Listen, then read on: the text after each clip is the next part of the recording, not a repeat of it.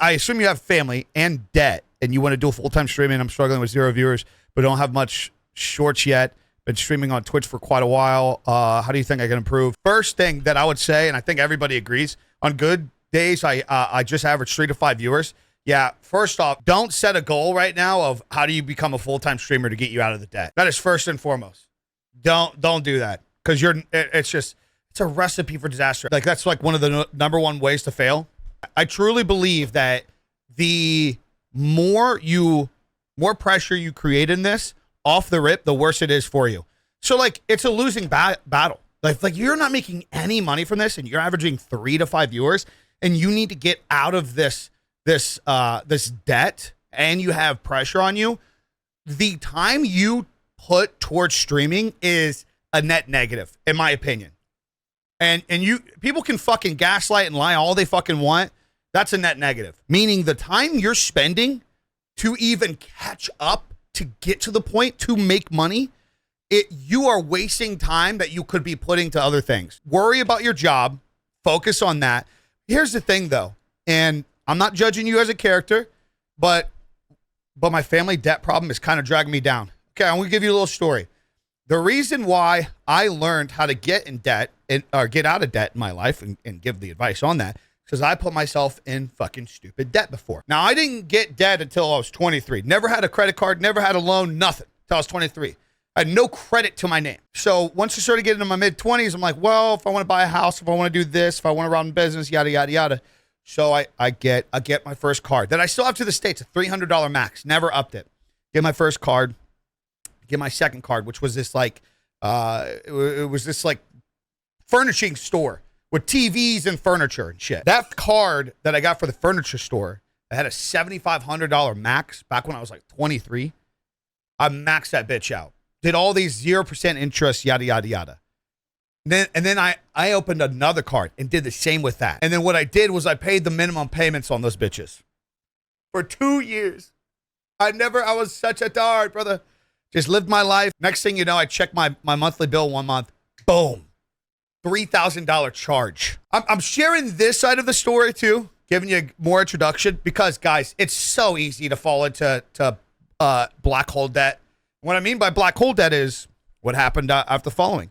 Obviously, at that time in my life, I didn't just have the cash to just clear that interest on top of what I still don't own on the balance. And this is the only advice that I can give people in your situation where you're like, man, dude, I'm doing this thing and I want to get to this point. During that whole time, I'm streaming, guys. I'm creating content. I'm doing what you guys would perceive of me now. I was running my graphic design business, but I was a content creator. I was making YouTube videos. I was streaming on Twitch at the time. Twitch and YouTube, kind of going back and forth, testing the waters. Guess what I did for 6 months? Actually, I think it was more like 9 months. Guess what I did? I gave up the shit that wasn't a priority. So while you're asking me, you're like, man, you're stressed, you're debt, yada, yada, yada. You want to become a full-time streamer? And you're looking for the answer of how do you get to that point? I'm sorry, brother. I can't give you that. You got a family to rely on. You got debt. It's a different situation. You got to knock the shit off. I quit gaming. I quit going out. I hunkered down. I made game plans. I made a monthly budget. I worked my fucking ass off. Had some of the hey, listen, I'll tell you what, though. First time I ever made $10K in a month off of graphic design was when I locked it in. And I missed out on shit. I missed out on guys, what was that? What was that game before PUBG that everybody played? H1Z1. Yeah, that's right. H1Z1. The launch of PUBG. The first X amount of... Guess what, brother? I missed out on all that. I missed out on all that. I missed out on a whole Call of Duty cycle. I missed out on the launch of... Was it Battlefield 1? Anybody on the internet that tells you to live a fucking pipe dream of becoming a full-time content creator or a full-time streamer when you're struggling, one, don't ever fucking listen to those morons ever again. Sure, we work extremely hard to be put in these situations. It takes a long fucking time and a strike of luck. If you can manage your time, getting yourself out of the hole, sure, do it. If you can't, cut the bullshit, brother. It's not worth the stress now. You should have a longer term goal of how much more enjoyable will things be if I'm out of this debt and we can live comfortably. That's number one. Thanks for the advice. I'll focus on workflow. How do I grow my viewer count slowly? Okay.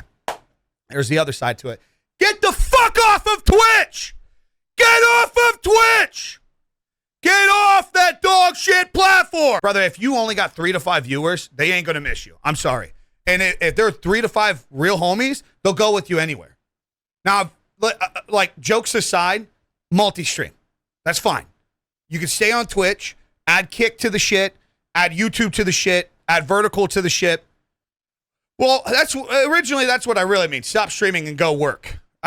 Originally, that's my philosophy, is you should stop streaming and you should go create a side hustle. One of the side hustles that I started doing was I was a graphic designer at the time. I had a camera. I figured if I'd get good at a camera, maybe I could do stuff like that. But here's the thing. Me even testing that, I doubled my fucking yearly revenue trying to add something to my arsenal for side money, and I became addicted to it. And that led me to this point in my life. Honestly, I don't think I would be where I am today as a creator if I didn't pick up a camera. Same here as a designer, killing it with AI. Brother, yeah, it's like, guys, in these situations in life where obstacles come along, you can either kick back, bitch, and moan, or you can take advantage of it. You really can't. You really can't. Stop trying to be a professional or entertainer. Be an educator. Yeah, honestly, that's one thing that you can do in that situation. If you know a lot about the finals, yeah, exactly. Stop trying to be a professional or entertainer. Be an educator. Even with the common sense stuff. Hey, listen to this. I was with Apex Legends when it came out. Great game. About mid-2019, I started playing it.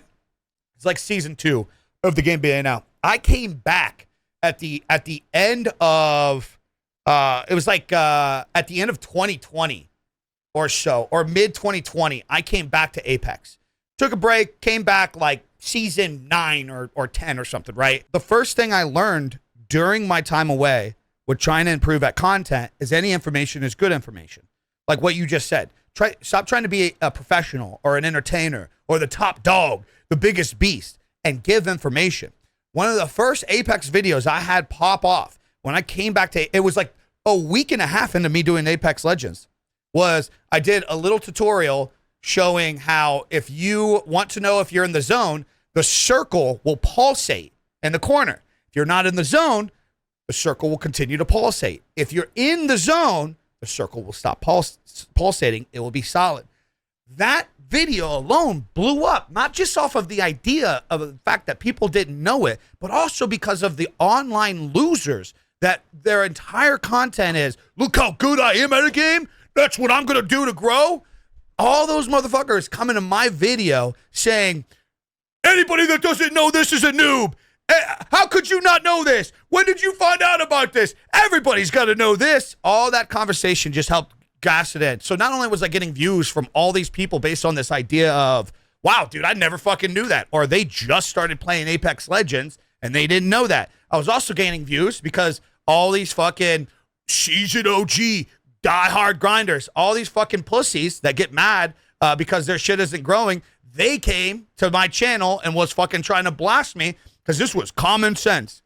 So I kept making videos like that. From there, I made videos on season announcements. I made videos when trending stuff would happen. When Post Malone came to Apex Legends, I made videos on that. I just talked about Apex Legends, and lo and behold, in a year, we gained 40,000 subscribers off of just hunkering down and making just whatever I wanted about Apex Legends. Sounds like you took the scenic route to content creation success, building your way step by step. Yeah, I mean, well, that's what you got to do in every single situation. Sure, you're going to have a sense of, like when it comes to the finals, if you're going to put out information, you're going to have a certain sense of dog in you. Sure, like you got to, like people got to trust your judgment and ability of what you're talking about. So, but that's also too, that comes with confidence. If you're going to start doing this stuff with the finals, don't come into this like fucking make videos about the finals. Yeah, there's never a fast track. If there's a common sense connection in the world of content creation, it's this.